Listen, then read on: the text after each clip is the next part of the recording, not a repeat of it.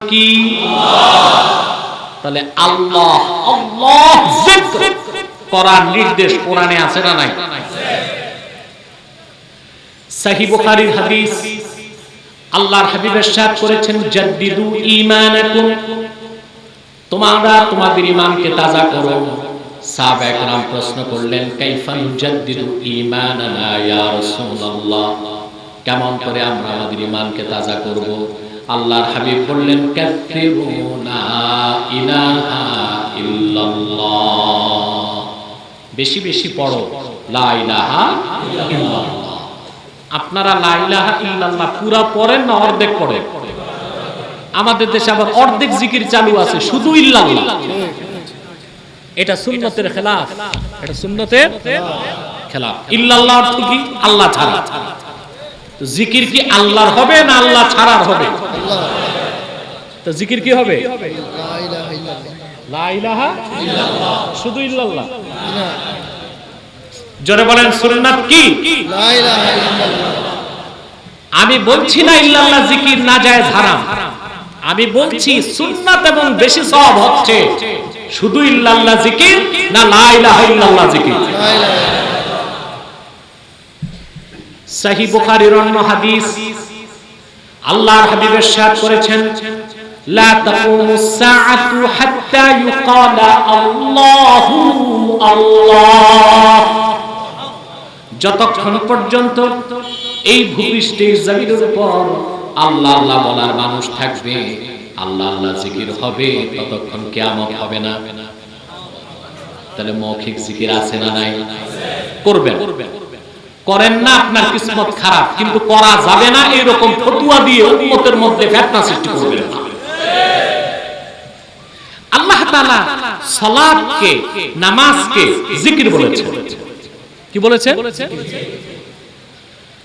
হযরত মুসাকে আল্লাহ তাআলা ডাক দিয়ে বললেন, ওয়া আনা আখতারতুকা ফাসতামি' লিমা ইউহা ইন্নানি আনাল্লাহ লা ইলাহা ইল্লা আনা ফা'বুদনি ওয়া আকিমিস সালাতা লিযিকরি। মুসা নবীকে প্রথম ওহীতে আল্লাহ বললেন, ওয়া আনা আখতারতুকা ফাসতামি' লিমা ইউহা, মুসা আমি তোমাকে নির্বাচন করেছি, এখন যা ওহী হবে তা মনোযোগ দিয়ে শোনো।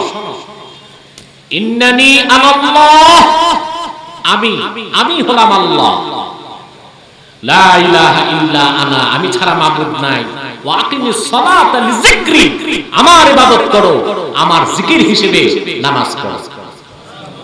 নামাজটা কি? জিকির। জোরে বলেন জিকির। 30 পারা কোরআনকে আল্লাহ জিকির বলেছেন। কি বলেছেন? জিকির। ওয়া মান আ'রাদা আন যিকরি ফাইন্না লাহু মাঈশাতান দানকা ওয়া নাহশুরুহু ইয়াওমাল কিয়ামাতি আ'মা। আল্লাহ পাক বলেন, যে হতভাগা আমার জিকির থেকে মুখ ফিরালো, আমার জিকির থেকে মুখ ঘুরায় ফেললো, আমি আল্লাহ রাব্বুল আলামিন তার রিজিককে সংকুচিত করে দিব, আর কাল হাসর ময়দানে অন্ধ করে তাকে কবর থেকে উঠাবো। তাহলে কোরআনকে আল্লাহ কি বলেছেন? জিকির। জোরে বলেন। মুখে জিকির করবেন সকাল সন্ধ্যা, সুবহানাল্লাহ আলহামদুলিল্লাহ, সেই জিকিরটা নফল। আর আল্লাহ এখানে যে জিকিরের কথা বলেছেন এটা হলো ফরজ। এটা কি? ফরজ। জোরে বলেন ফরজ। তাহলে আমরা দেখলাম আল্লাহ তাআলা মৌখিক জিকিরকে জিকির বলেছেন, নামাজকে জিকির বলেছেন, 30 পারা কোরআনকে জিকির বলেছেন, ওয়াজ করাকেও জিকির বলেছেন, ওয়াজ শোনাকেও জিকির বলেছেন। ফাযাক্কির ইন নাফাআতিয যিকরা, সব তাফসীরে এসেছে ফাইজহুম, মুহাম্মদ সাল্লাল্লাহু আলাইহি সাল্লাম আপনি তাদেরকে ওয়াজ করুন। এটাকে আল্লাহ জিকির বলেছেন। কি বলেছেন? ওয়াজ করা কি? জোরে বলেন কি? জিকির। শোনা কি? জিকির। কেমন জিকির? এই জিকির যতক্ষণ চলে আসমানের সব দরজা খোলা থাকে, বারাকাত, কারামাত, ফুয়ুজাত আসতেই থাকে। বলেন সুবহানাল্লাহ। আমরা তো টের পাই না মুসলমান।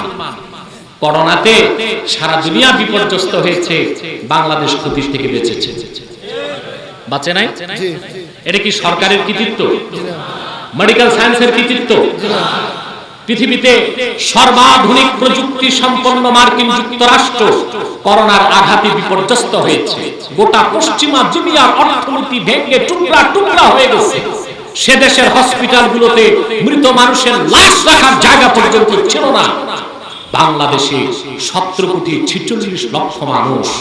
সে দেশে কতজন আর মরেছে জনসংখ্যার হিসাবে? কেন বেঁচে গেল বাংলাদেশ? বুদ্ধিজীবীরা চিন্তা করে না, বুদ্ধিজীবীরা ভালো করে লক্ষ্য করো, ভালো করে তাকাও।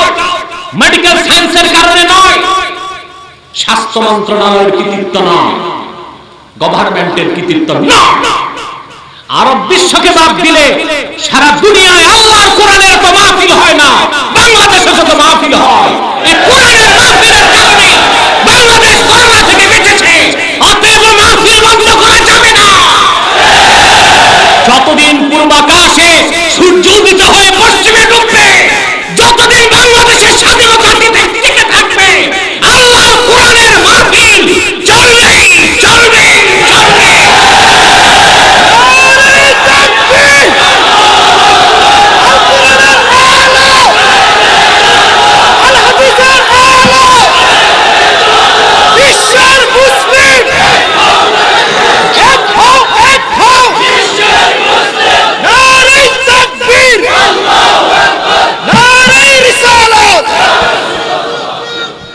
মনে রেখো মুসলমান, বাংলাদেশের স্বাধীনতার মূল চেতনা হচ্ছে ইসলাম ও মুসলমান।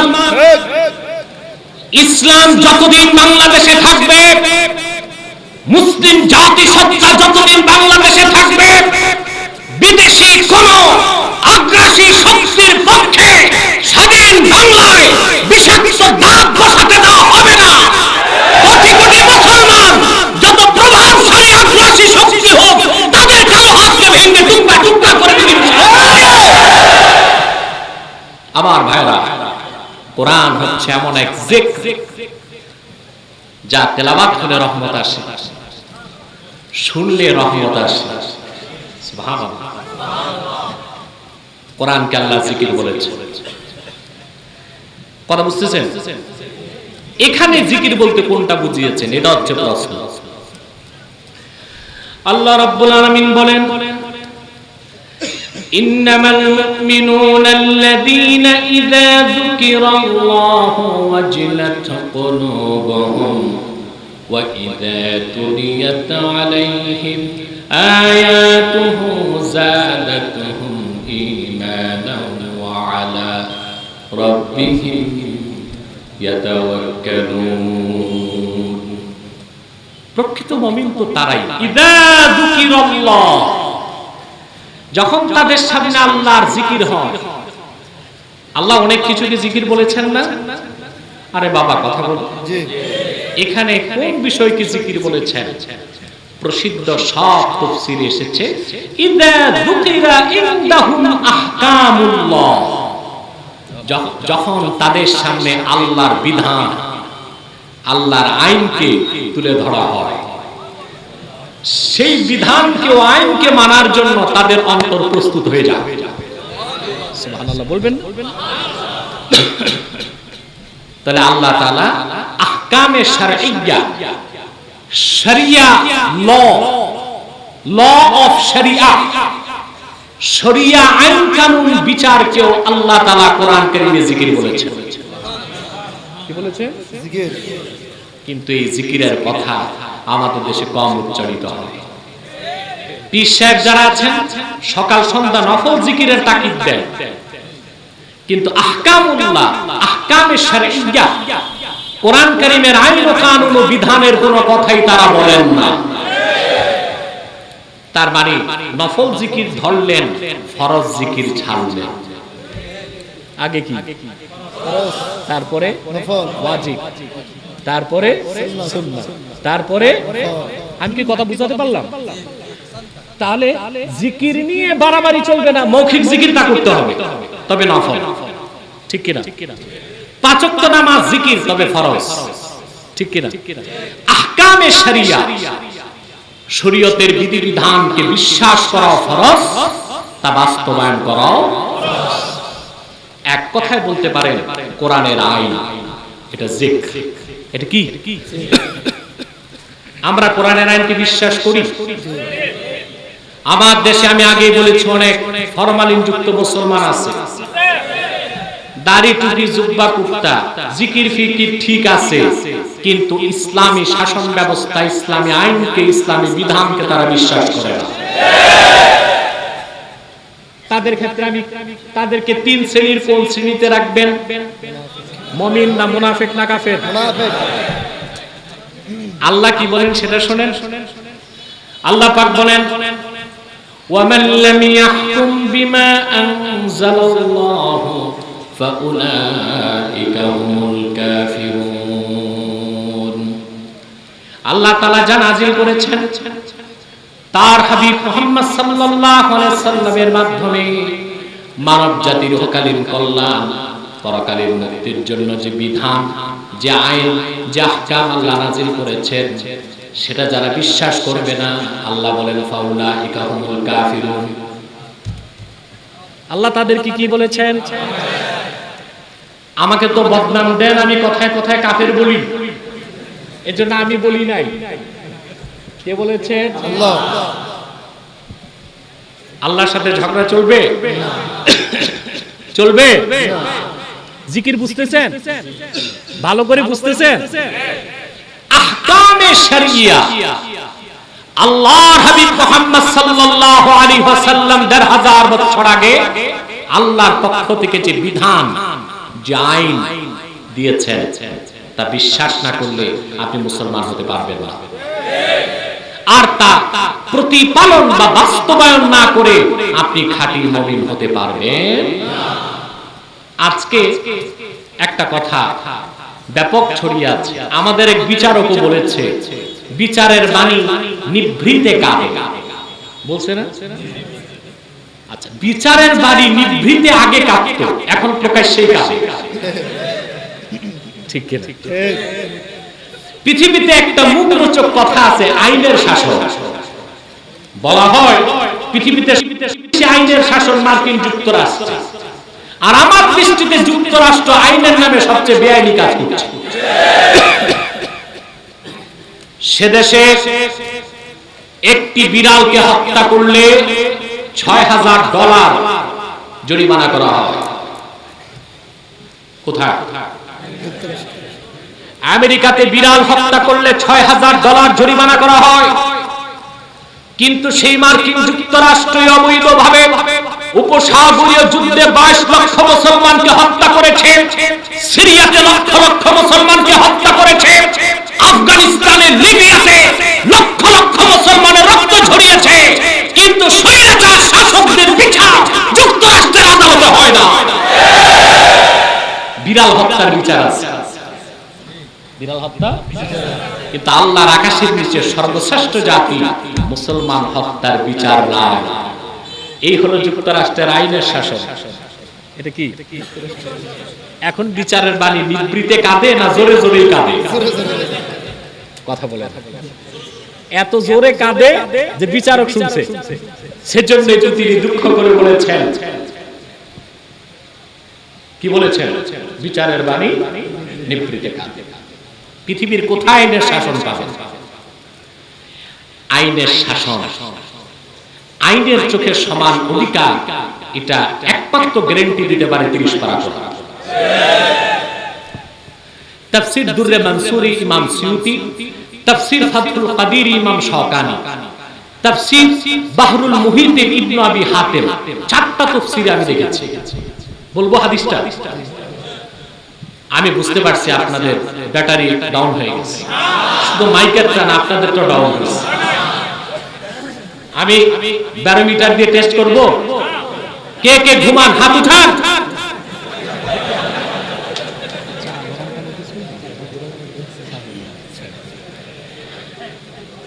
পরীক্ষায় তো ধরা খেয়ে গেল, ঘুমালে কি হাত তোলা যায়? প্রিয় সুধী, চারটি তাফসীরের কিতাবে আমি লিখেছি, আরো অনেক তাফসীরে থাকতে পারে, আমি 4টা তাফসীরে লিখেছি, 4টা তাফসীরের বরাত দিচ্ছি।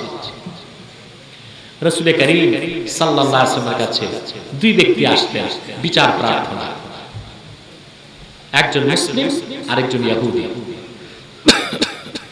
রাসূল করিম সাল্লাল্লাহু আলাইহি ওয়াসাল্লাম বিচার করে দিলেন। ইনসাফ বিচারের কারণে রায় পেল ইহুদি, ঠকে গেল কথিত মুসলিম। মুসলমানটি রাসূল করিম সাল্লাল্লাহু আলাইহি ওয়াসাল্লামকে বললেন, রুদ্দানা ইলা উমর, ইয়া রাসূলুল্লাহ সাল্লাল্লাহু আলাইহি ওয়াসাল্লাম, হে আল্লাহর রাসূল, আপনি বিচারটা আমাদেরকে করার জন্য ওমরের কাছে পাঠান। রাসূলুল্লাহর বিচারে এসে সন্তুষ্ট হয় নাই। আল্লাহর হাবিব বলেন, ঠিক আছে, ইনতালিকা ইলা উমর, ওমরের কাছে যাও। দুইজন গেলেন হযরত ওমরের কাছে। যে ব্যক্তি বিচারে রায় পেল, যে ব্যক্তি রায় পেল ইহুদি, সে হযরত ওমরকে বললেন, ওমর,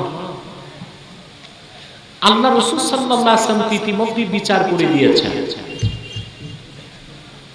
আমি রায় পেয়েছি, তোমার এই মুসলিম ভাইটি রাসূলুল্লাহর বিচার মানে নাই, বলছে আপনি ওমরের কাছে পাঠান, আল্লাহ রাসূল তোমার কাছে পাঠিয়ে দিয়েছে। হযরত ওমর সে মুসলিমকে জিজ্ঞেস করলেন, আল আমরু হাকাযা, ঘটনাটা কি এরকমই? মুসলিম বলল, হ্যাঁ, আমি মুসলিম, আমি যাকাত দেই, আমি সদকা দেই, আমি জিহাদ করি, ন্যায় অন্যায় পরের কথা, আমি রায় পাবো, ইহুদি কেমন করে রায় পায়? হাদিস সাক্ষী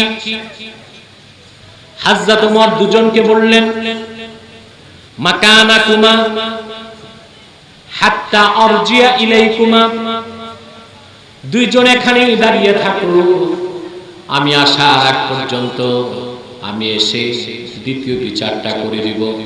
হযরত ওমর ভিতরে গেলেন, ফা খারাজা ওমর ইলাইহিমা মুস্তামিলান আলা সাইফিহি, হযরত ওমর ঘর থেকে বের হয়ে আসলেন, তরবারি বের করলেন আর চিৎকার দিয়ে বললেন, আল্লাহর হাবিব মুহাম্মদ সাল্লাল্লাহু আলাইহি ওয়াসাল্লামের ফয়সালা, রায় কিংবা বিচারকে যে মানে না, আমি ওমরের দৃষ্টিতে আল্লাহর আকাশের নিচে বেঁচে থাকার কোনো অধিকার তার নাই। এই কথা বলে তরবারির এক আঘাতে সেই কথিত মুসলিমের গর্দান তিনি উড়ায় দিলেন। ইহুদি এই দৃশ্য দেখে একটা দৌড় দিয়েছে যে মুসলমানকে যদি কতল করে ফেলে, তা আমার যে কয় টুকরা করে তার তো হিসাব নেই। ইহুদি দৌড়িয়ে আসলো আল্লাহর হাবিবের কাছে, এসে বললেন, ইয়া রাসূলুল্লাহ, ইয়া হাবিবাল্লাহ, বিচারের জন্য ওমরের কাছে গেলাম, তিনি তো সেই মুসলমানকে কতল করে ফেলেছেন। আল্লাহর হাবিব বললেন, ওমর কোন একজন মুমিনকে কতল করতে পারে তা তো আমার ধারণাতেও ছিল না। সারাটি মদিনাতুল মুনাওয়ারায় শোর পড়ে গেল, ওমর একজন মুসলিমকে হত্যা করেছে। হযরত ওমরের চেহারাটা বেজার হয়ে গেল, আসলেই কি আমি কোন মুসলিমকে হত্যা করলাম নাকি? আল্লাহ তাআলা হযরত ওমরের পক্ষে সঙ্গে সঙ্গে কোরআনের আয়াত নাযিল করে দিলেন, ফালা ওয়া রাব্বিকা লা ইউমিনুনা হাত্তা ইউহাক্কিমুকা ফীমা শাজারা বাইনাহুম সুম্মা লা ইয়াজিদু ফি আনফুসিহিম হারাজাম মিম্মা কাদাইত ওয়া ইউসাল্লিমু তাসলিমা। আল্লাহ পাক বললেন, না, মুহাম্মদ সাল্লাল্লাহু আলাইহি ওয়াসাল্লাম আপনার রবের কসম, যতক্ষণ পর্যন্ত তারা তাদের নিজেদের মধ্যে সৃষ্ট বিরোধ নিরসনে আপনি রাসূলের সিদ্ধান্তকে ফয়সালা হিসেবে না মানবে, আমি আল্লাহ কসম করে বলছি তারা মুমিন হতে পারে না, মুসলমান হতে পারে না। তাহলে আহকামে শরিয়া, কোরআন ও সুন্নাহর আইন ও কানুনকে যারা বিশ্বাস করবে না, তারা মুসলিম না মুনাফিক? জোরে বলেন, মুনাফিক। এই হাদিসের মাধ্যমে আমরা দুটো জিনিস দেখলাম, আহকামে শারঈয়্যা, শারঈ বিধিবিধানকে মানা ছাড়া মুসলমান হবার সুযোগ নাই। দ্বিতীয় আরেকটা জিনিস দেখলাম, আল্লাহ ও তার রাসূল যে আইন দিয়েছেন পৃথিবীর মানুষকে, সে আইনের চোখে সবাই সমান। রায় পেয়েছে কি মুসলিম না ইহুদি? এটা আইনের শাসন। এটা কি আইনের শাসন? জোরে বলেন, এটা আইনের শাসন। সহিহ মুসলিমে হাদিস নাম্বার যতটুকু আমার মনে পড়ে 4505, হাদিস সংখ্যাটা ভুল হতেও পারে, সহিহ মুসলিমের হাদিস। কুরাইশ বংশের এক মেয়ে চুরি করছে, আল্লাহ রাসূল সাল্লাল্লাহু আলাইহি ওয়াসাল্লাম হুকুম জারি করলেন তার হাত কাটা। রাসূলুল্লাহ কি বলেছেন? চোরের শাস্তি কি? জোরে বলেন।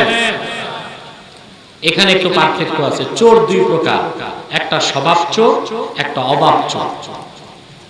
কয় প্রকার? দুই প্রকার। একটা কি স্বভাব চোর, আরেকটা অভাব চোর। অভাব চোর। বলেন তো ভাই, বুকে যদি সাহস থাকে, বাংলাদেশে অভাব চোর বেশি না স্বভাব চোর?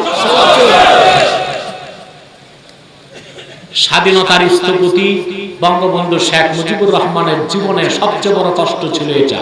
তিনি বলেছিলেন, সবাই পায় তেলের খনি, আমি পেয়েছি চোরের খনি। সেই চোর বাড়তেছে না কমতেছে? কথা বলো, বাড়তেছে না? হ্যাঁ, এই দুঃখ করছেন কিনা বঙ্গবন্ধু? সবাই পায় কিসের খনি? তেলের খনি, আমি পাইছি চোরের খনি। এদেশের লোক গরিবের কম্বলগুলো চুরি করে বেঁচে ফেলেছে। আজ চোর কম্বল চোর নাই, রিলিফ চোর আছে, ডিজিএফ কার্ড চোর আছে, রোহিঙ্গাদের ত্রাণ চোর আছে, আছে না নাই? এরা অভাব চোর না স্বভাব চোর? স্বভাব চোর। ঘড়ি চোর, জুতা চোর, এটা অভাব চোর। এটা কি? বাংলাদেশে বাংলাদেশ সরকার তার কর্মকর্তা কর্মচারীদের বেতন দেয় প্রতি বছর প্রায় ৮০,০০০ কোটি টাকা। কত? ৮০,০০০ কোটি টাকা। চিন্তা করতে পারেন আপনি? সারা বাংলাদেশটা পরিচালনা করে কতজন জানেন? ১৮৭০ জন। কতজন মানুষ আছে? কত? ১৭,৪৬,০০,০০০। নতুন জরিপ ১৭,৪৬,০০,০০০। আর এই পুরো দেশ ১৭,৪৬,০০,০০০ মানুষকে শাসন করছে কতজন মানুষ? আমলা কামলা, ঊর্ধ্বতন কর্মকর্তা, মধ্যম কর্মকর্তা, নিম্ন কর্মকর্তা, মোটে ১৮৭০ জন। এই ১৮৭০ জনের বেতন, বাকি কর্মচারী দেশে যারা তাদের বেতন দিচ্ছে সরকার ৮০,০০০ কোটি টাকার উপরে, উল্টো তারা ঘুষ খাচ্ছে বছরে ১২,০০০ কোটি টাকা। কত? তাদের তো অভাব নাই, গাড়ি আছে, বাড়ি আছে, নারী আছে, কারো কারো বউ ৩-৪টা আছে। এই অফিসারদের গাড়ি বিলাসবহুল গাড়ি। আপনার বড় অফিসারদেরকে দেওয়া হচ্ছে এখন V8, ১.৫ কোটি ২ কোটি টাকার গাড়ি, বিলাসবহুল বাড়ি, ফার্স্ট ক্লাস লাইফ স্টাইল। তারপর তারা ফাইল ঠেকায়া চুরি করে কিনা? একটা প্রাইমারি স্কুল মঞ্জুরি করতে যাবেন, ৩-৪ লাখ টাকা ঘুষ দিতে হবে সচিব মহোদয়কে। ঠিক কিনা? এরা কি অভাব চোর না স্বভাব চোর? ইসলামের হুকুম, কেউ যদি চুরি করে অভাবে, তারে প্রথমবার মাফ করো। কি করো? শরীয়ত মেকদার দিয়েছে ১০ দিরহাম।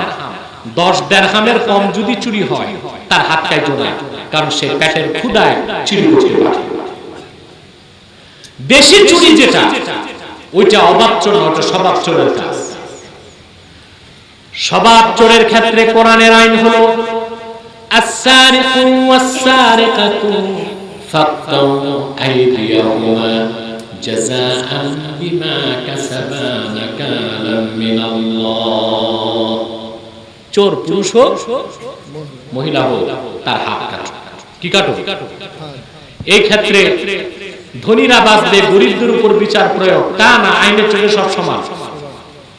আইনের চোখে কুরাইশ বংশের মেয়ে চুরি করেছে, আল্লাহ রাসূল বলেন হাত কাটো।